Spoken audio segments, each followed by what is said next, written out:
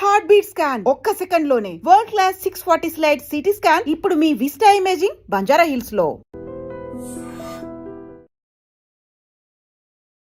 Welcome to iDream media. So జనరల్గా నరాల బలహీనత సమస్య ఈ ప్రాబ్లం అనేది వేధిస్తూ ఉంటుంది. అంటే ఎట్లా చెప్తారు అసలు నరాల బలహీనత అని, ఎందుకు వస్తుంది, ఎలాంటి లక్షణాలు కనిపిస్తాయి, ఎవరిలో ఈ ప్రాబ్లం అనేది చూస్తాము, అంటే యోగా అండ్ న్యాచురల్ వేస్లో దీన్ని తగ్గించుకోవచ్చా, పూర్తి వివరాలు తెలుసుకుందాం. మనతో పాటు ప్రముఖ యోగా అండ్ స్పిరిచువల్ గురువు అరుణాదేవి గారు ఉన్నారు. మ్యామ్ నమస్తే. నమస్తే మ్యామ్. జనరల్గా కూడా జనరల్ భాషలో చెప్తూ ఉంటారు నరాల బలహీనత అని, అంటే ఏంటి అసలు?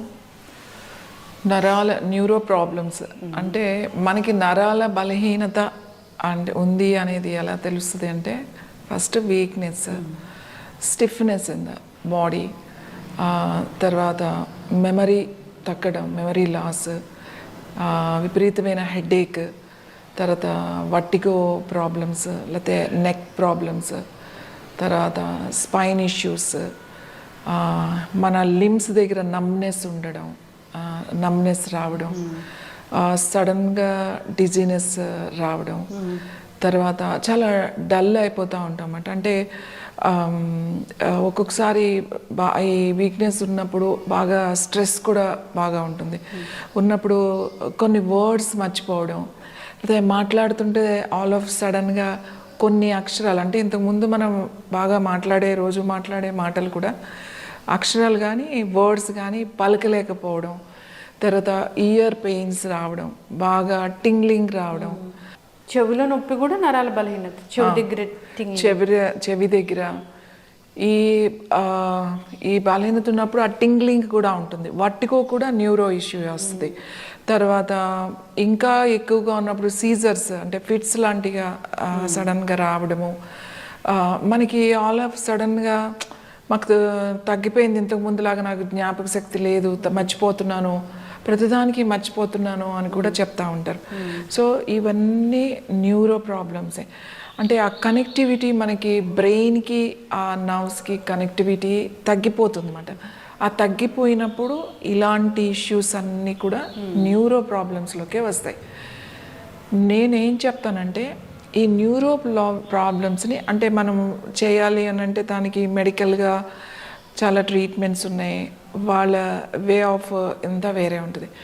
యోగాలో న్యాచురల్గా ఈ బ్రెయిన్కి వెళ్ళే కనెక్టివిటీ ఏదైతే ఉందో ఈ న్యూరో కనెక్టివిటీని కనెక్ట్ చేయడానికి కొన్ని మనం ప్రాణాయామం ద్వారా చాలా సింపుల్గా, అలాగే పూర్తిగా ఒక రిలాక్సేషన్లోకి, అంటే యోగ నిద్ర చాలా బాగా ఉపయోగపడుతుంది అన్నమాట. ఆ నర్వ్స్ అన్నీ కూడా రిలాక్స్ అవుతాయి, ఆ నర్వ్స్ మీద ఉన్న ప్రెషర్ బాగా తగ్గుతుంది. అందుకని యోగ నిద్ర బాగా మనం సజెస్ట్ చేస్తాము, చేపిస్తాం. యోగ నిద్రలో కూడా బేసిక్ దానికి ఒక లెవెల్స్ ఆఫ్ ఇది ఉన్నాయన్నమాట. వాళ్ళు చెప్పే ప్రాబ్లమ్స్ని బట్టి మనం ఎలాగ వాళ్ళకి ఇవ్వాలి అనేది. తర్వాత మసాజ్ చాలా బాగా ఉపయోగపడుతుంది. బాడీ మసాజ్ అంటే సర్క్యులేషన్కి, తర్వాత డిటాక్స్ అవ్వడానికి, ఇంప్యూరిటీస్ బయటికి రావడానికి, స్ట్రెంగ్తన్ అవ్వడానికి, ఇవన్నిటికీ మనం తీసుకున్న ఏదైతే ఆక్సిజన్ ఉందో పూర్తిగా ప్రాణశక్తి పూర్తిగా వెళ్ళడానికి. యోగా ఎలా ఉంటుంది అంటే మీరు ఏది చేసినా కూడా ఆ మోర్ ప్రాణాయామం చేసేటప్పుడు కానీ మోర్ పైకి వెళ్తూ ఉంటుంది అన్నమాట. ఎనర్జీ ఎప్పుడు కూడా అప్వర్డ్స్కి వెళ్తుంది. ఇప్పుడు మనం జనరల్గా శ్వాస తీసుకున్నప్పుడు కిందకే వెళ్ళిపోయి శ్వాస తీసుకుంటామో వదిలేస్తామన్నమాట. కానీ ప్రాణాయామం చేసేటప్పుడు మనం తీసుకున్నది ఏదైతే ఉందో ఆ కింద నుంచి ఎనర్జీని బ్రెయిన్కి ఎక్కువ పంపిస్తామన్నమాట. సో యోగా ఆసనాస్ అంటే ఆ స్ట్రెచ్చింగ్, ఆ స్లో స్ట్రెచ్చింగ్ ఆసనాస్ చేసినప్పుడు ఒక ఆసనాన్ని మనం చాలా మెల్లగా ఒక పద్ధతి, ఒక టెక్నిక్స్ ఉంటాయి. హౌ టు ఎలా వెళ్ళాలి, ఎలా హోల్డ్ చేయాలి, ఎలా దాన్ని మళ్ళీ మనం బ్యాక్ రావాలి అనేది ఒక క్రమ పద్ధతిలో మనం కనుక చేపిస్తే ఈ న్యూరో ఇష్యూస్ ఉన్నాయి. సపోజ్ ఈ ట్రెమర్స్ వచ్చేది ఉంటుంది, అందులో పార్కిన్సన్ కూడా అది న్యూరో ఇష్యూనే. కొంతమంది చేతులకి ట్రెమర్స్ వస్తాయి, హెడ్ ట్రెమర్స్ వస్తాయి, ఇవన్నీ కూడా ఆల్ ఆఫ్ సడన్గా లెగ్స్ ట్రెమర్స్ అనిపించవచ్చు.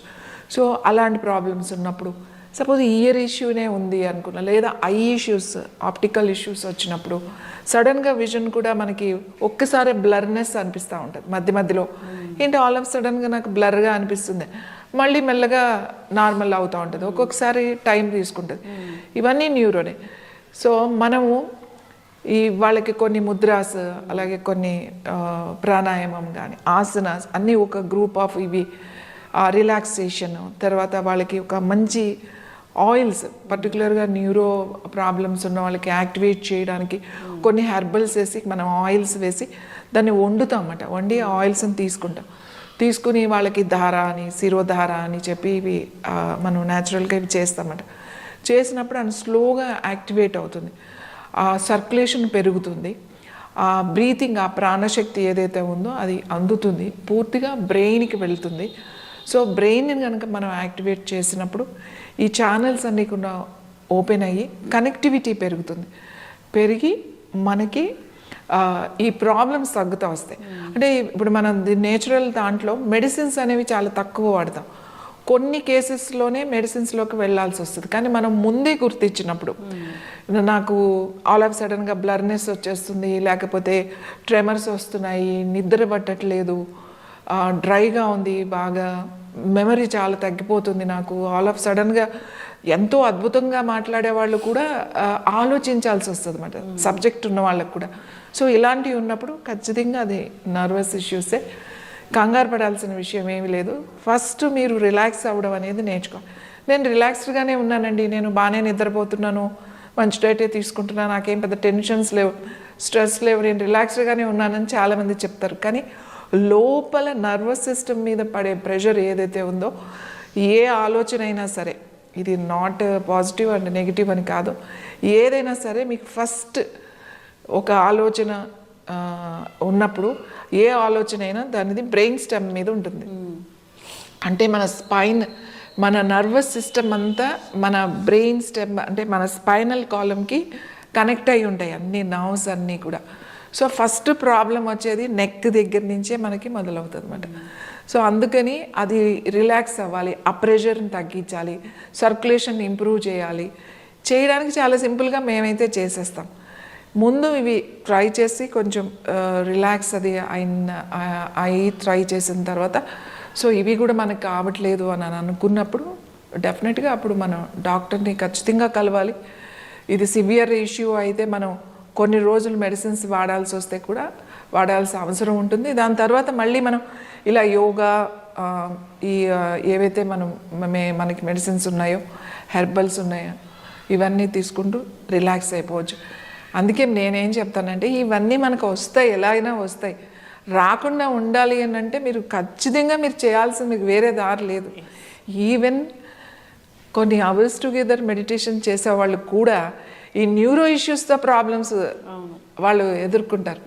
వాళ్ళు వచ్చి నేను రోజు మెడిటేషన్ చేస్తున్నాను, నేను చాలా రిలాక్స్డ్గా ఉంటాను, ఎందుకు మాకు ఈ ఇష్యూ వస్తుంది అంటే, మెడిటేషన్ చేయండి, నేను చేయొద్దని అనట్లేదు, అది మీకు బాగుంది చేయండి, కానీ మీరు ఫస్ట్ మీ బాడీని రిలాక్స్ చేయండి, మీ స్ట్రెచ్ చేయండి బాడీని, డైట్ తీసుకోండి, సర్క్యులేషన్ ఇంప్రూవ్ చేసుకోండి. అది ఏమంత తొందర ఇలా అయిపోదు, మీరు ఖచ్చితంగా చేయాల్సిందే.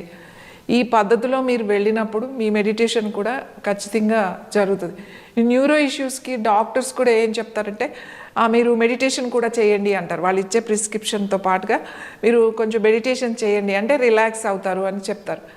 కానీ నేనేం చెప్తానంటే, అలా ఉన్నప్పుడు మెడిటేషన్ వాళ్ళు చేస్తే ఏమీ రిలాక్స్ అవ్వరు.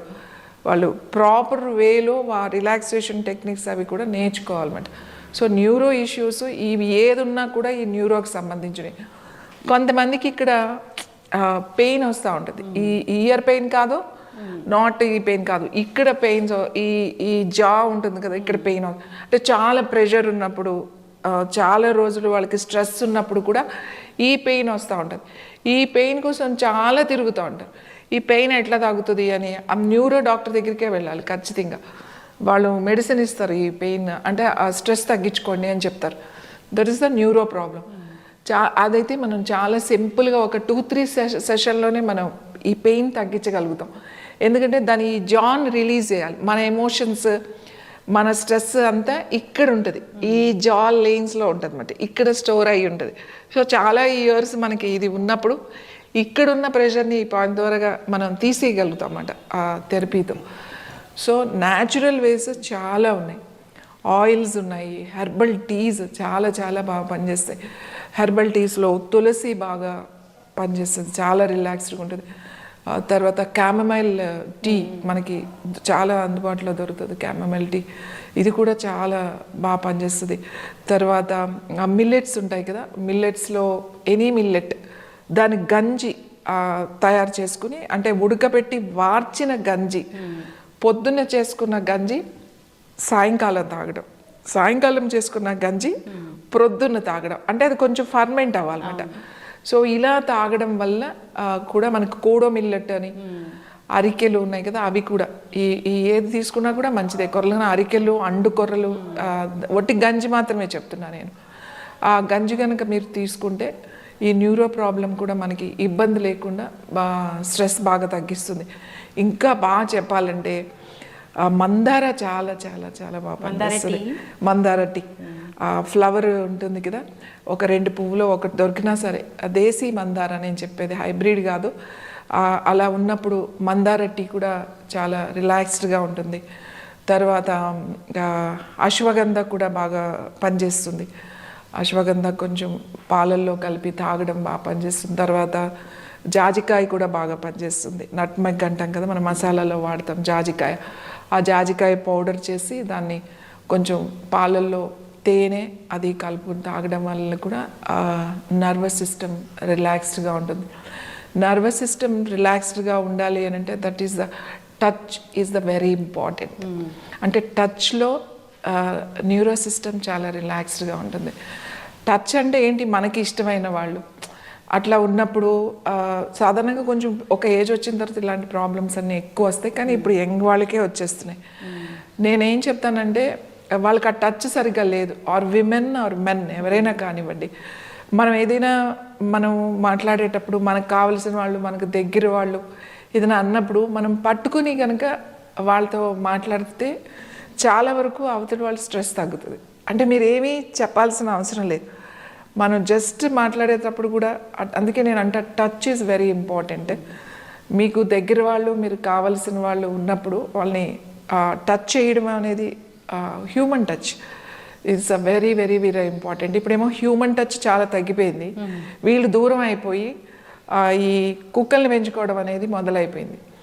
అంటే ఆ టచ్ కూడా రిలాక్స్ అవుతాము. ఒక డాగ్ మన ఇంట్లో ఉంటే మనం చాలా రిలాక్స్ అవుతాం అనే కాన్సెప్ట్ వెస్ట్రన్ కల్చర్ నుంచి మనకు వచ్చేసింది.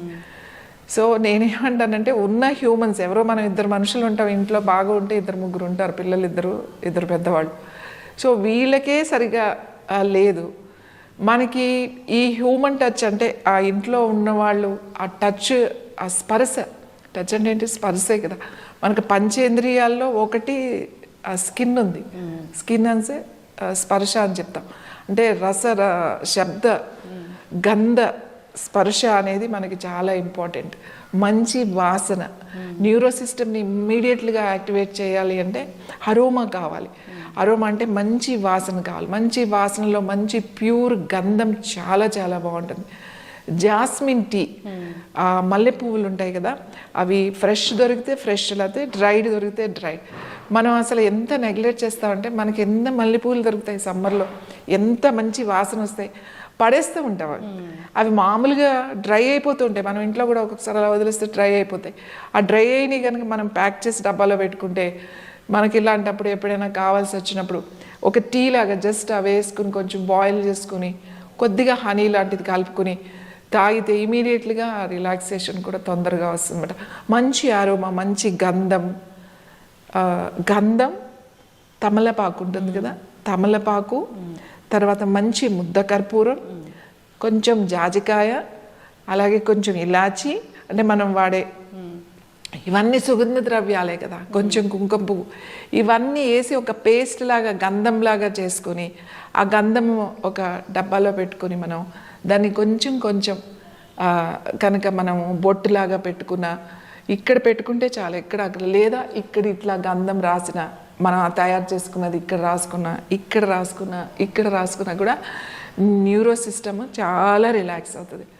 అందుకే మనం చూడండి, మనం ఎక్కడికైనా ఒక పూజకో లేకపోతే ఎక్కడైనా ఒక శుభకార్యం జరిగేటప్పుడు మనం వెళ్ళినప్పుడు అక్కడ పువ్వులు, తర్వాత మామిడి తోరణాలు, తర్వాత గంధము, అవన్నీ ఆ సుగంధ మనకు చాలా బాగుంటుంది, మనకు చాలా ఇష్టం. ఎందుకు ఇష్టపడుతున్నాము అని అంటే ఈ అరోమా అన్నమాట. సో అలాంటి సుగంధ ద్రవ్యాలు కూడా మనం వాడుకుంటే మనకి ఆ రిలాక్సేషన్, న్యూరో సిస్టమ్ అంటే న్యాచురల్ వేలో చెప్తున్నా, చాలా రిలాక్స్ అవుతారు. చక్కటి ఇన్ఫర్మేషన్ మ్యామ్. నరాల బలహీనత ఇదొక పెద్ద ప్రాబ్లము. అంటే అది ఒక సిమ్టమ్ బట్టి చెప్పలేము, రకరకాల సిమ్టమ్స్ అనేవి ఉంటాయి. సో ఈ నరాల బలహీనత ఉన్నప్పుడు యోగా అండ్ స్పిరిచువల్ వే దానికి చాలా బాగా పనిచేస్తుంది. అంతేకాదు మీరు చెప్పారు రిలాక్సేషన్ మెథడ్స్, న్యూరో సిస్టమ్ అంతా రిలాక్స్ అవ్వాలన్నా, యాక్టివేట్ అవ్వాలన్నా, సో దానికి ఎలా పనిచేస్తుంది, ఏంటి, మన బిహేవియర్ ఎలా ఉండాలి అన్నీ కూడా అందరు ఫాలో అవ్వాలని కోరుకుందాం. చాలా చక్కటి ఇన్ఫర్మేషన్. ధన్యవాదాలు.